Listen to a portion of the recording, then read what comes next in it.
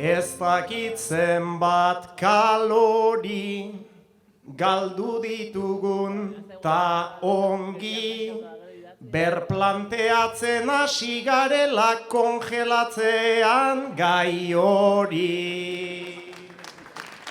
Eskerrik asko aizue, urte bete daukazue, guk itzultzea zor dizuegu, ta zuek zor diguzue.